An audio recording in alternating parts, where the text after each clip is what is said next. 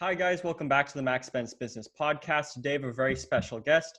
Her name is Samantha Kris. She's actually the head of marketing for Goalcast. It's great having you on, Samantha. Pleasure to be here. Thanks for having me. Awesome. So why don't we jump right into this? Why don't we start with a little intro about, who you are, where did you grow up, where did you go to school, and what made you get into business? Oh gosh. Oh gosh. Okay. So who I am, where am I from? How did I get here? That's like 33 years in one episode. Yeah. So Samantha Kris, I am Montreal based. I've pretty much been born and raised in Montreal with a brief stint in Brockville, Ontario as a kid. And I did my studies here. I did not study marketing. I've actually kind of just learned on the fly, but I studied criminology. So really different path. And my first job out of school was as an addictions counselor. And I quickly realized that as much as I love to learn about, the industry and helping people, it was really different in the field. And I had a really hard time leaving work at work. And I learned that about myself and came to terms with the fact that I'm probably going to be somewhat of a workaholic. And in that case, I need to be able to do something that doesn't feel so heavy. And the reality is I just wasn't equipped. I was 19 years old when I graduated, and I had the book smarts and I didn't have the life skills to properly guide me in being able to detach. And they do the best they can, in schools, but I had a really, really hard time with it. And so I was looking for something totally different, and it was really scary because I had put all my eggs in this basket, spent the last 5 years of school really thinking that this was the direction in which my career was going to take. And even before school, I mean, this is something as a kid, I was like that weirdo who would watch true crime instead of like kids movies. This is stuff that I was really interested in. And for the longest time, I saw myself in this field. And so to be at a fork in the road in just re-looking at it and questioning everything was really tough. And I had a friend of mine who was like, hey, you like, don't be so stressed. You are great with people. You love to coordinate. You love to get people together. You're super organized. Have you ever considered event planning? Like, that sounds like it could be fun and not really stressful. So little did I know. I mean, there's nothing that's not stressful, right? It's just a different type of stress. But I loved it. I kind of jumped right in, having no training. I did an internship, loved it. And a couple of years down that road, I had a friend of mine who was looking for a corporate event planner in the marketing industry of the company that he was working with. And he said, Sam, this is such a hard role to fill. We're having a real hard time with it. Would you ever consider corporate events? Like, I know it's nothing like weddings, but is this something that you would ever be interested in? And I thought, well, at this point, I've got addictions counselor and wedding planner on my resume. And so it's probably a good idea to get some business experience. And even if I don't end up loving it, then at least I know. But what if I do? And sure enough, I fell in love with that too. And I kind of grew up in corporate. Like I said, I learned all about marketing in the field, in print, radio, TV, online, email, SEO. Like, I really got, I can't say I was an expert in any area in particular, but really learned the basics of marketing and realized that I've got this creative side that I love tapping into. So I guess that's the Cliff's Notes version of how I got to where I am. Okay, awesome. Or at Yeah, least well, that stage. that is a very amazing story. And what I sort of like from interviewing different people, what I sort of find is that a lot of people, when they start sort of, when they're young and they start their journey, it usually brings them on a path into a completely different area that they thought they would never be. And that's the same for my case. When I joined the military, I thought I was going to be doing 25 years in the military, but for, other reasons, I decided to leave. And I've found something that I'm actually, surprisingly, I thought I wasn't going to be passionate about, but I'm a lot more passionate about since I found it, which I found really interesting. So that's awesome. So when you went to school, you took criminology, and then when you left, you started as a counselor, and then moving on from there.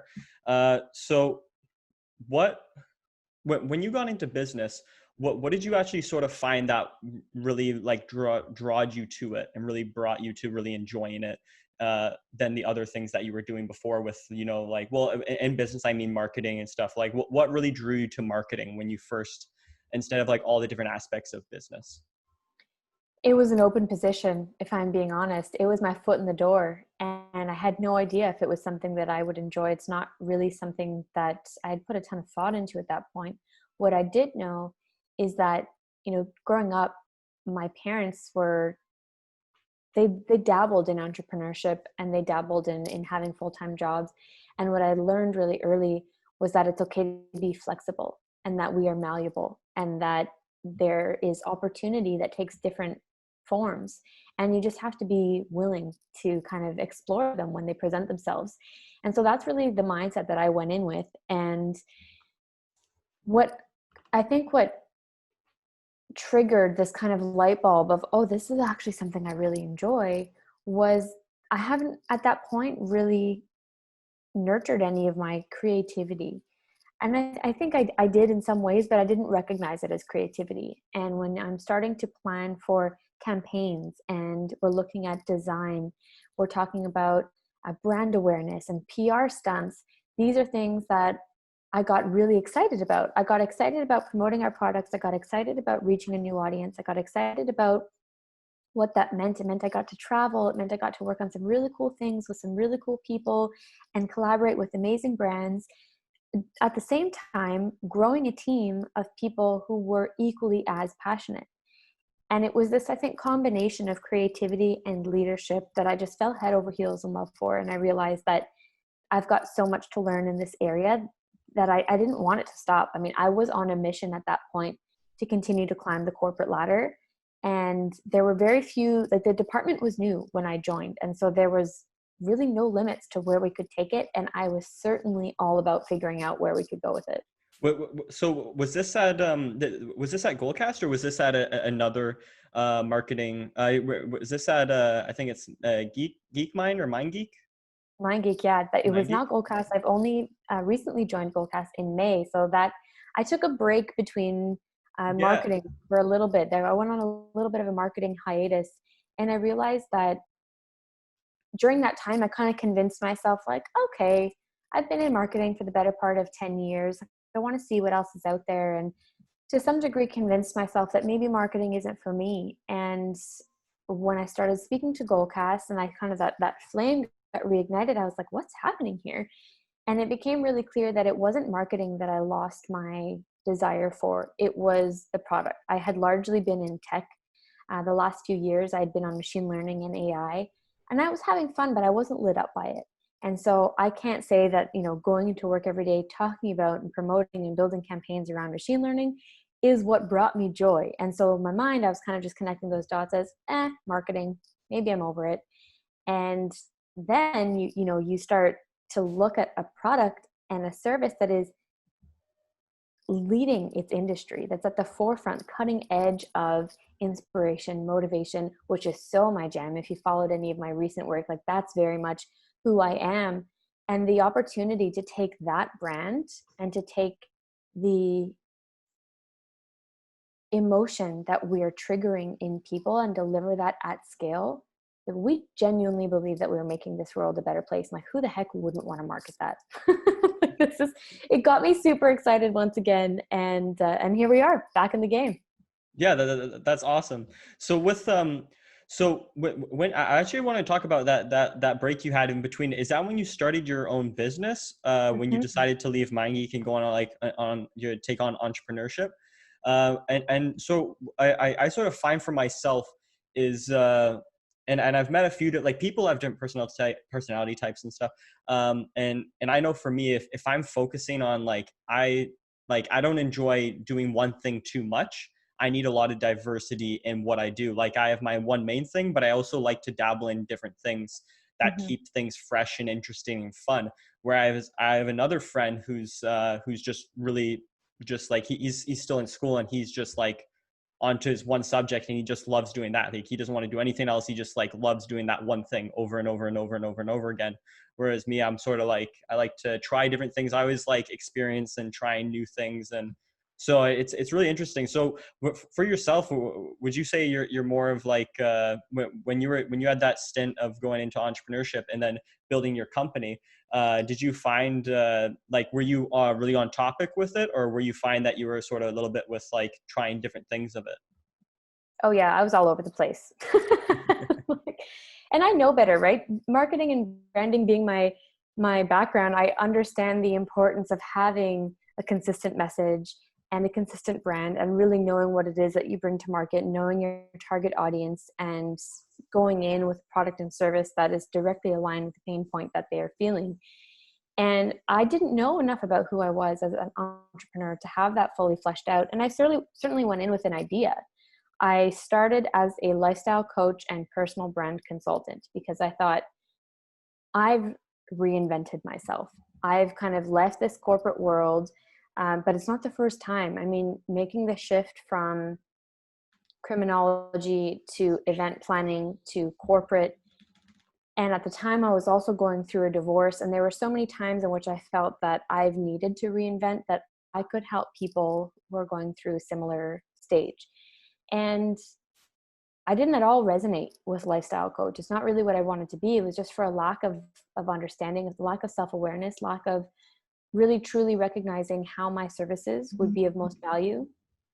And it took me you know, getting my hands dirty and getting a few clients to realize, like, I'm good at this, but I don't really want to do it. Or this is not my area of expertise, and what I really want to focus on is this area. And it was probably a good year into it that I realized my differentiating factor and what it is that I'm not only really good at, but ultimately became the foundation of the business I built, the books that I wrote, the TED Talk I did, was goal setting. And it was about setting goals in a new way, in a way that was anchored in our why, that was deeply correlated to our values. And when I say why, it's like there's a lot of baggage that comes with like life mission why. We don't have to have that figured out, but what lights us up, what do we feel is purposeful in that moment, and setting goals accordingly, and really helping move the needle, getting people from point A to point B. They have a vision, they know where they want to go, but they don't know how to get there. That was my sweet spot. And so I did, I've got more business cards than I can count. I had to change them a couple times. My website copy has changed a bunch.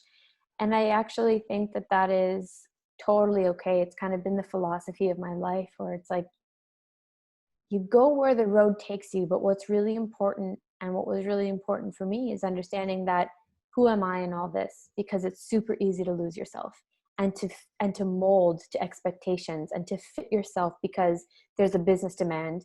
But when you're in business for yourself and you don't necessarily have a team or a boss telling you good job, or anyone saying, maybe this is the direction we can go in, it's easy to lose sight of who you are and why you got into it for the first place if you don't know what that purpose is, what your mission is, at least short term. So that helped me kind of stay the course, and in all the ways that I've evolved were entirely still aligned with who I was as a person. But I went from lifestyle coaching and personal branding, evolved really more, where I ended up finding true alignment was in success coaching and change consulting. Oh, okay. Yeah. Yeah. I sort of found that, and I've heard it a lot. Like some people are like, when you jump, like people think, oh, when you jump around a lot, you can't commit to anything. And I really think like, that's like, why would you want to commit to something that doesn't bring you happiness? You only have Exactly. you only have one time on this world. So, I mean, like, why commit to 20-25 years for, for a job you don't like, and keep doing that when, you can start and change your mind and go into a different field, or go into something else that could bring an entirely new passion and love into your life, and make you excited again. And that's what I sort of found when I left the army. I struggled with identity and purpose and all that. Really just purpose. It was sort of like, because when you have like, when you set your sight on a goal, it's like, okay, I'm going to do this, and and then that's like sort of who you become, right? That's Right. who you become. And when you decide that actually that person you want to become is not really what you want to become anymore, it's sort of, and then when you leave that, it leaves this void, and you're sort of like, what should I sort of do now? So it was really interesting to go through that period of trying different things and seeing what I did like. And then I found into entrepreneurship and business and podcasting and speaking with people. And it's bringing it's sort of, I've sort of found that it's like, as I try and change and do new things, it's actually getting a lot more exciting in my life, and I actually enjoy it a lot more because I'm finding new passions that I never knew existed. So Yeah, so I that's totally awesome. agree. So with I sort of want to talk to that a little bit more. So you like, it sort of seems like you're very confident in changing what you're doing. Like when you understand personally that like, okay, this isn't exciting me anymore, or I'm not feeling fulfilled or happy, you have no problem changing it and going on to something else. Whereas maybe somebody else might be, I don't enjoy this, but I'm 30 years old and this is like, I've met a few people like this, and there's nothing wrong with it or anything like that. It's just I met people that are like, they don't enjoy what they're doing, and I'm like, well, why not change? And they're like, well, it's already too late. And well, you're I believe you said you're 33 years old. Yep. Yeah, you're 33 years old and you're still making like very impactful transitions in your life and being successful. So pretty much anybody can do this if they find that 28 years old or 29 or 30 or 40 years old, that they're in something that they don't enjoy, they could still make a transition. Totally. And I mean, let's just rewind a little bit, and I want to clarify something. I welcome change. I love change. I tell people I fear boredom more than I fear failure. Like, I need to be in motion. Doesn't mean that it's not hard. This recent transition in stepping back from entrepreneurship and taking what I've identified as like this quantum leap forward in taking a role at Goalcast scared the shit out of me. It was a hard choice, not because I didn't want it, because I was too afraid to admit that I wanted it. Because I had spent the last 4 years building my name, building my brand, building my client list, and really giving everything into saying, like, hey guys, I'm here. This is what I do. You can trust me. And it came with so much fear of, who am I if not those things? What are people going to think? How am I going to explain it? And I know better than to get caught up in this fear. And I coach people how to work through this stuff. And still, I was getting in my own way. And so, yes, I embrace it. Yes, I think anyone can at any age, but it doesn't mean that just because, as an advocate for change, that it was easy. It was a really, really hard process to get my ego out of the way and say, this is something you actually really, really want. And this is when knowing yourself is super important, because I got back to my core values and what it is, why I got into business for the first place, or in the first place rather. And it was to help people take inspired action. And at the end of the day, like, there's literally no better company on the planet for me to be doing this with. And it was like a slap in the face when I realized that, like, it's not that what I've built doesn't matter. It's not that it goes away. It's not that I'm leaving it behind. It's that it has built me up to this moment where I can take this leap forward. But that was a tough pill to swallow. That was a hard one. So I just think it's Actually, important to clarify, because sorry to interrupt you. I actually want to ask you, because like some people are going to be interested in that, because like that was like you said, it's very difficult to make a change when you dedicate your some time, like some years, to a certain subject, and you think, all right, well, this is not exciting me, let's make a change. So how did you actually overcome that and sort of making that decision to change and say, you know what, I want to go work in this company and help grow this company because I believe in what they're doing? so I think what made it harder is that I'm no longer excited by what I'm doing, because I was still very excited by what I was doing. And it's part of where my resistance was coming from, is that I really loved working with my clients and having my business. And I had no intention of taking my foot off the gas until this opportunity came around. And it required a lot of soul searching. I went, and I'm not saying this is what everyone needs to do, but just to paint the picture a little bit, I traveled across the world, went to Bali, had like a soul searching trip, really to like get away from technology and my routine, to understand what it is and give space to really hear what it is that I fully wanted. I hired a coach. I worked with a spiritual facilitator. I'm not even spiritual. I was just like, hey, maybe this will help. I hired a hypnotherapist, never been hypnotized, thought that would be a good idea. And I was looking for answers outside of me. And I was just like, someone, somewhere, something, like, give me a sign. And it wasn't working. And I was getting so frustrated. And then I realized, like, it's not out there. Like, the answer's not out. It's not in anyone. It's not in any place. Like, cut the crap and get focused on what it is that you actually want. And when I gave myself enough time to listen and quieted my mind, it was screaming at me like, Sam, you want this so bad. You like, why are you pretending you don't want this? And I think that, it's a super simplified version of it. This was, probably 6 to 8 months in the making. It was not like an overnight decision. And one of the biggest takeaways is like, give yourself some time. We rush into so many things, and life will throw us curveballs in which, we don't necessarily have the privilege of time always. But when we do, one of my most recent podcasts is really, the message was respond, don't react. And I had the opportunity to respond, to listen inward, to see what was going on, to ask myself questions, poke holes in my plan, play devil's advocate as I do. I'm super cerebral. So like, I get stuck in my head all the time. So unpacking some of that and really understanding, like moving out of my head and into my heart, which sounds like super fluffy. And I'm getting cheesed out just by hearing myself. But when I really got to understand what it is that I was feeling, like, what does success feel like? All signs pointed to this opportunity. And I was like, all right, that's it. Well, that's incredible. And I think that's going to be great because that message you just gave about, I mean, if you have the resources to sort of take that time to figure out and, understand who you are, I think that's great and amazing. And I think during, this pandemic, I think a lot of people's jobs and what people are doing are going to get displaced.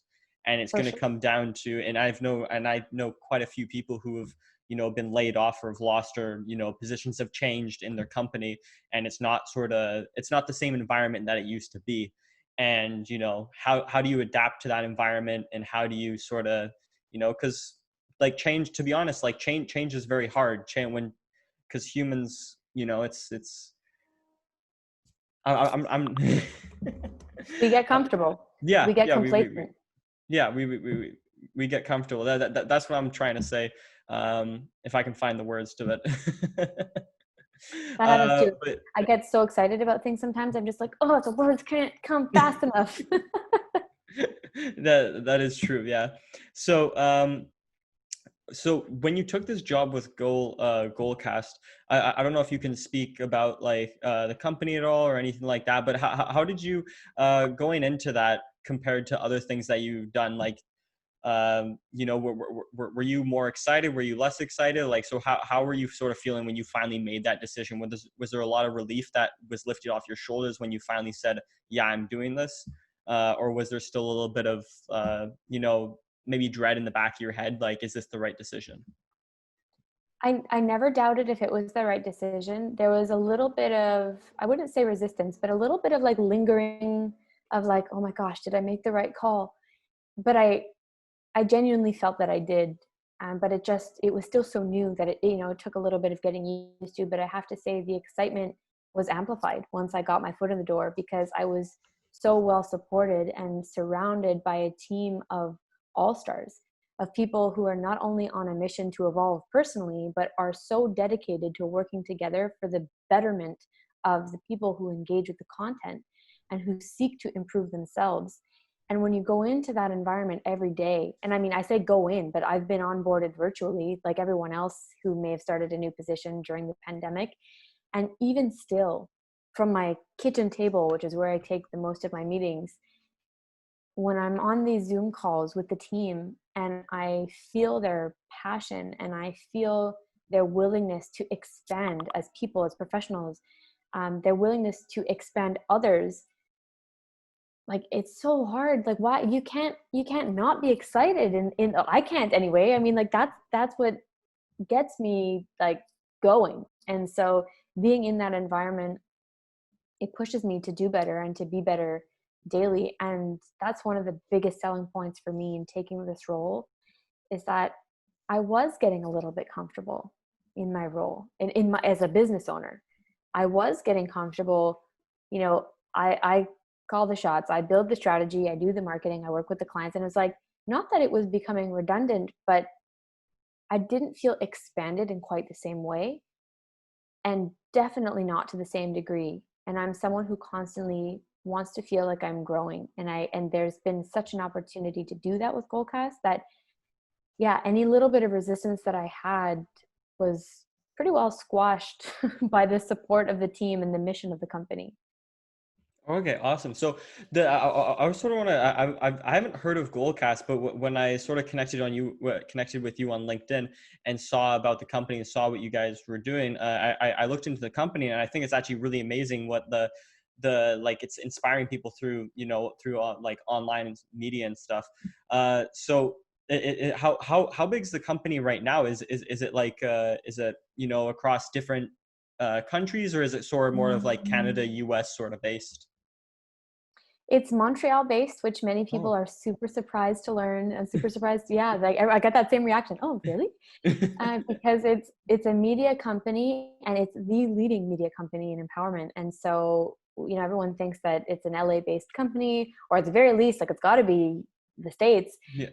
But no, it's definitely 100% Canadian, Montreal based, and it's I think, don't quote me on this, but I would say around 30 to 40 employees, if I'm not mistaken.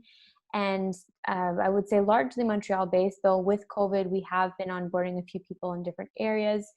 And given what the company has been able to achieve and its reach, we've got a community of over 35 million people.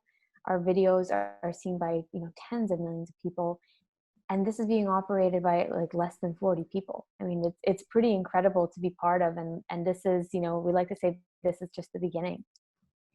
That's amazing, and I can tell from how excited you are that you must be working with really great people, and that's what makes business in my perspective is like working, like when I work with different businesses and stuff. Having great people that you work with makes the job 20 times better, like 100 times, like 100, like just 10x is it like crazy about the amount of enjoyment there is with it and with the same purpose. So when was actually Goalcast actually started? About 4 years ago, if I'm not 4 mistaken. years ago. You guys have grown pretty fast then. That's Yeah, and it's incredible, really. I'm still learning of all the like incredible little corners. There's a lot of them, but definitely grew really fast, and continuing on that growth trajectory. We're not showing any signs of slowing down. okay. Awesome. That's incredible. So because you got this amazing job, if you don't mind, I would love to talk to you more about actually how you got that job. Like like, because when you're making changes and stuff, that one thing that might be actually stopping somebody from moving on is when you have to go back through the interview process. And that to some people that might be very scary, and it might be like, oh well, what if I don't get that job, and if I leave this and and I don't get that job, and then I'm in limbo mode sort of area and stuff like that. So how do you set yourself up to actually win interviews and get jobs that you're interested in, love? So this one was a little bit different than any past experience that I've had. They had a refer-a-thon sometime last year, and they got everyone who was in the team at the time, which was smaller, in a room, and they said, okay guys, who are the A-listers in your network? Who do you think that if we were able to get into Goalcast would be able to, like you said, 10x the company, right? Like who would really bring us forward? And a few people had put my name on the board. And before that, I had actually spoken at a Goalcast event. So they were testing out some live events, and I had the pleasure of being one of their speakers. So I met a few people of the team. I met the co-founders, really loved what they were building, but was really in the thick of building my own business. So didn't even, entertain the idea of potentially joining them. And when one of my friends who'd worked there reached out, he said, hey, Sam, like, do you have a few minutes to talk this afternoon? And I thought it was so weird because I'd never spoken to him on the phone before. And like, he wanted to talk that afternoon. And I was like, okay, what, why? What about? And he's like, well, we're growing and we want to talk to you maybe about the opportunity to work together. And I thought, this could be a great consulting contract. This would be awesome. I'd like to work with them in some capacity. Let's see where this goes. And that stemmed into several months of discussions. And I would say a little less interviews, more conversations, but still very much vetting each other. Am I the right fit for their vision? Are they the company that if I'm going to put my company on hold, the one that I want to align with? and they didn't have a role in mind when they first started speaking to me. They were looking for the right culture fit. They were looking for people who were the right culture fit. And it kind of took a series of conversations and meetings to realize where I would be able to add most value and align that with where they're at on their growth trajectory. And so what was really, really important in my case was the fact that I had been publicly and consistently an advocate for the things that I believe in. Consistent with content, consistent with my virtual presence, consistent with living my values. More importantly, I'm the same person offline as I am online. And so the people who knew me, who've worked with me in any capacity, who've read the stuff that I've put out, who've watched the stuff that I've put out, could testify, yeah, Sam's a key player. She's someone to talk to. And so I would say my LinkedIn profile or my virtual presence was really my application. You know, it was, I didn't apply for this role, but it spoke for me. And having kept that up to date and completely aligned with who I am and what I believe in, allowed them to say and to see unequivocally, okay, she looks like someone and we at least want to explore further. And really having the confidence, knowing, and again, you know, I want to be flexible, but I don't want to bend to be just what they need. I want to keep in mind my own growth trajectories, my own plan, my own career desires. And so having that as a cornerstone, as a benchmark going into every conversation really helped to make sure that what we were discussing and what we were negotiating were things that were mutually beneficial. Oh, okay, awesome. Actually, well, one thing you said there was really, really interesting with your brand. Your brand was your interview and your application. So Mm-hmm. that's absolutely amazing. And I've seen that with other young people that have built brand for themselves that are actually, because they have a brand and they already have, you know, through university, they built like already a brand on LinkedIn or Instagram or whatever. When they go into an interview, they already sort of have a leg up because they already have a following of people that, for, let's say, if they're interested in architecture or marketing or something, they already have a group of people that already know them for something. So that's actually amazing. So what you would say is, if somebody is in university and they're maybe their last year or in their second or whatever, right, or even in high school, and they sort of know what area they want to go in, whether it's whatever it might be, business or something of that aspect, do you believe that they should start right away building brand around that subject, maybe whatever they can do? Yeah, I mean, even less important than brand is building a digital footprint. You don't need to have a brand as the expert or, you know, a name that people trust in this space. But if you have proof, any kind of digital proof that you're interested in these areas, that you're consistently learning in these areas, that you're watching documentaries, that you're reading reports, that you're starting conversations, that you're involved in groups, then people start to see the degree of your interest and the you know, there's almost like, you know, we are not interested in just one thing. Even if we, you know, are categorized as, you know, an architect, there are going to be other areas of interest that might be potentially beneficial to a future employer, to a future partner, to a future investor. That so long as you're posting with value, that's where I say, like, don't focus so much on brand, focus on value. If you found something valuable that other people in your space can benefit from, share it. If you've learned something and you feel that you can add value on their journey, share it. These are things that people will start to see, not only that you're interested in these areas, but that you care about building others, that you care about contributing to a community of like-minded professionals, that are all things, regardless of your role, that could be seen as really great qualities and traits to bring into an organization or like I said, a partnership.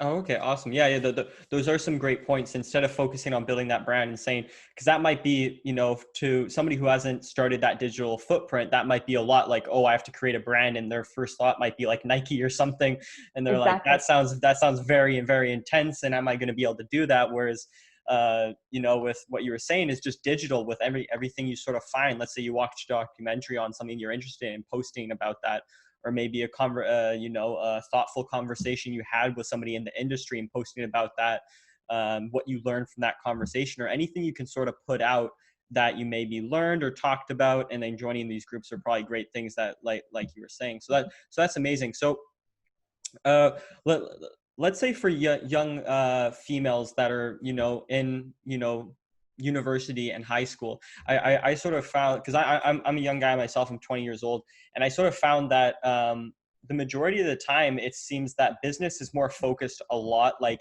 I know it's changing a lot now, but it was more focused heavily more on men, and guys growing up, it's like, you're going to go into business and stuff. And I feel like I do feel it's changing, but I still feel that it's still sort of what, like there's still connotations that, like, guys are going to go into business and girls are going to go into, like, let's say something else. So what inspiration and sort of advice would you have to maybe somebody, a young woman that's looking to get into business, or but might be intimidated by going down that path? Definitely find a mentor. I mean, I was really fortunate that the I had some strong female leads in my life. My mom, my aunt, really every close woman in my life were really strong and never wavered from that strength, and always showed me that no matter what you can do, it's possible. And I was never taught or shown, or was it ever even insinuated, that because I was a woman I was at a disadvantage. And so I understand that that is not the case for everyone. But one of the things that also really, really helped early in my career is that I had a female boss who was in, tech is a largely male dominated industry. And she had that same confidence. She had that same attitude of things are possible, and there are no less possible because I'm a woman in business. If there's an opportunity for the taking, then you certainly throw your name in the hat. You certainly go for it and put your best foot forward. And she encouraged me to do so. And any time that I felt intimidated in a meeting, less because I was a woman, more because I was just new to corporate, and I was, I hadn't figured out that whole environment and landscape, she would go above and beyond to say, okay, Sam, what are you thinking? Or you've been quiet. Do you have any thoughts to add? Or she would welcome a difference of opinion. Okay, guys, you don't have to agree with me. Like, what am I missing here? And these are things that early on set the stage for how it is okay to act in a work environment, that allowed me to feel really comfortable and confident owning my voice, being heard, being seen, and bringing that same confidence into a meeting of 12 men. There was really no difference if it was her one-on-one, and like her and I one-on-one, or me in a boardroom. And you don't have to have a female manager to do these, to help you walk this path. But if you have a mentor that can help in challenging you, in encouraging you to push your comfort zone, push the boundaries just a little bit, and really help not only just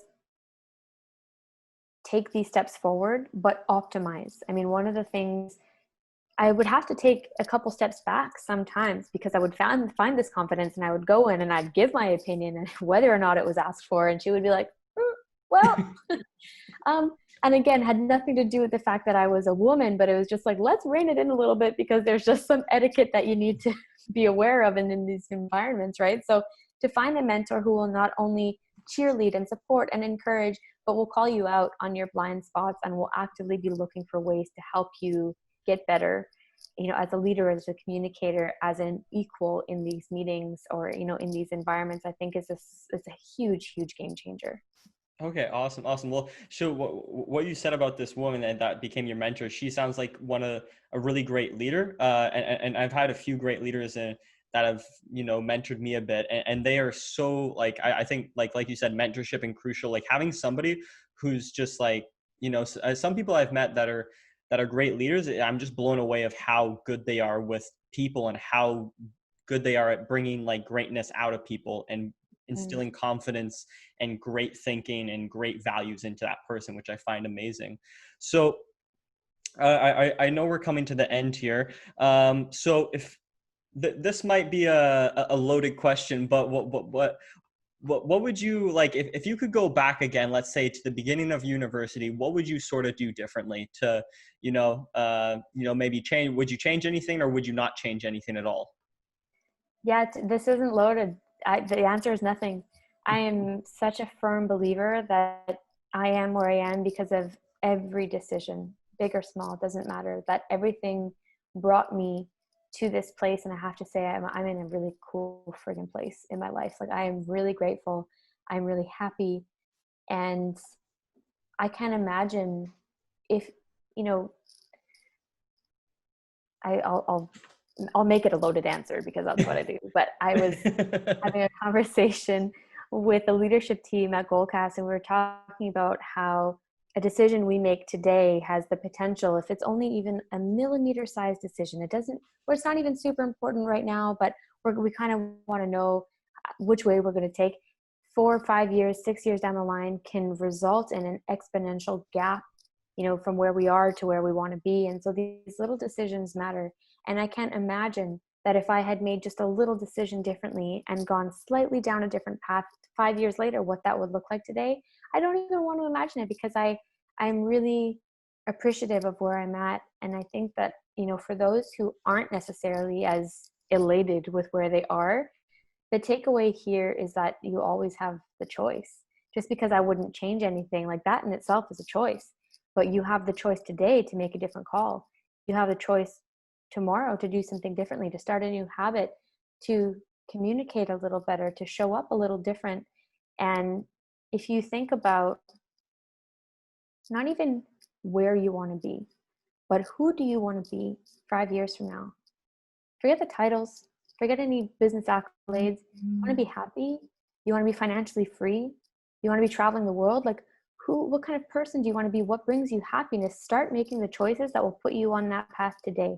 And even if you don't get to that path, even if you no longer want to be on that path 5 years from now, if you make aligned choices today, there are no wrong choices.